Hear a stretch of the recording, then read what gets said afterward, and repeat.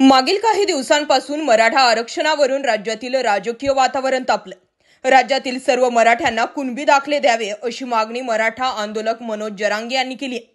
यावरून आता नव्या वादाला तोंड फुटलंय। राज्यातील ओबीसी संघटनांनी मराठा समुदायाला कुणबी प्रमाणपत्र जारी करण्याच्या निर्णयाचा विरोध केलाय। या निर्णयामुळे ओबीसी आरक्षणात आणखी वाटेकरी वाढतील असा दावा संबंधित संघटनांकडून केला जातो।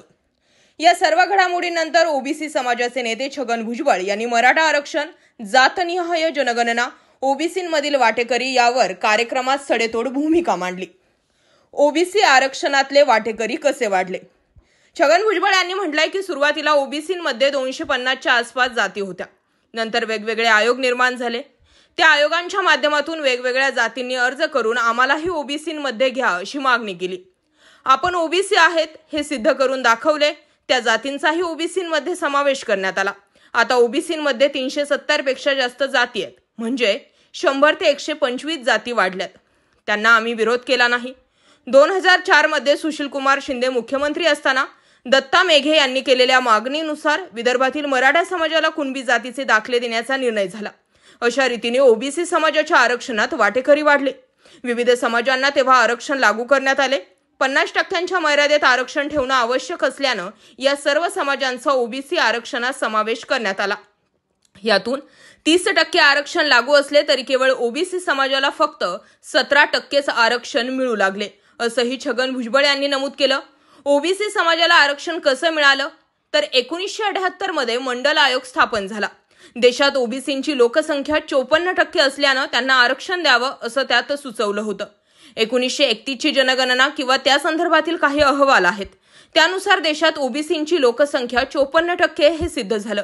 महाराष्ट्रातच तेली, कुणबी, वंजारी, धनगर, माळी, सुतार हे मोठे समाज आहेत। त्याशिवाय विमुक्त जाती, भटक्या जमाती आहेत। इतर राज्यांमध्ये यादव, कुर्मी, मौर्य असे मोठे समाज आहेत, ते 54% आहेत। मंडल आयोगाने 54%च्या निम्मे म्हणजे 27% आरक्षणाची मागणी केली। त्यावेळी जे राजकारण झालं ते आपणास माहीत आहे। मग तत्कालीन पंतप्रधान व्ही.पी. सिंग यांनी मंडल आयोगाचा अहवाल स्वीकारला। त्यानंतर न्यायालयीन प्रक्रिया सुरू झाली। 16 जानेवारी 1992 रोजी सर्वोच्च न्यायालयाच्या 9 न्यायाधीशांच्या खंडपीठाने मंडल आयोगाने केलेल्या शिफारशी आणि आरक्षण योग्य आहे असा निकाल देऊन त्यावर शिक्कामोर्तब केलं। त्यानंतर व्ही.पी. सिंग सरकारने मंडल आयोगाच्या शिफारशी मान्य असल्याचं जाहीर केलं। 10% आरक्षणाचा फायदा।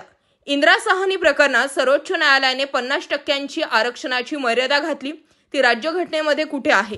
किंबहुना तशी मर्यादा नाही असेच माझे म्हणणे आहे। 50%ची मर्यादा पंतप्रधान नरेंद्र मोदी यांच्या सरकारने ओलांडली आणि आर्थिक दुर्बल घटकांना 10% आरक्षण दिलं, म्हणजे आता 60% आरक्षण आहे। महाराष्ट्रातील मराठा समाजाप्रमाणेच गुजरातमध्ये पाटीदार, राजस्थानमध्ये गुज्जर, हरियाणामध्ये जाट, आंध्र प्रदेशात कप्पू आरक्षणासाठी आंदोलने करतायत। मात्र आर्थिक दुर्बल घटकांना म्हणजे ईडब्ल्यूएस आरक्षण दिल्यानंतर ही सगळी आंदोलने थंडावली आहेत। मराठा समाजाला वेगळे आरक्षण द्या अशी त्यांची मागणी आहे। न्यायालयात गेल्यानंतर 16%चे 12% झाले, परंतु नंतर सर्वोच्च न्यायालयाने त्याला मान्यता दिली नाही। 50% आरक्षणामध्ये 13% अनुसूचित जाती, 60% अनुसूचित जमाती असे 20% होते। उरलेल्या 30%मध्ये एनटी विमुक्त जाती 3%, एनटीबी वंजारा 2.5%, एनटीसी 3.5%, धनगर समाज, वंजारी समाजाला 2%, गोवारी समाजाला 2% दिले, हे झालं 52%। आता ओबीसींसाठी शिल्लक आहे 17%। या 17%मध्ये कुणबी समाज आहे, तेली, माळी आणि इतर समाज आहेत। आता यामध्ये मराठा समाजाला सामील केले तर लहान लहान समाजांचा काहीच फायदा होणार नाही। मराठा समाजालाही काही मिळणार नाही, कारण स्पर्धा फार मोठी असेल। हा तिढा सोडवायचा कसा तर आर्थिक दुर्बल घटकांना 10% आरक्षण देण्यात आले आहे।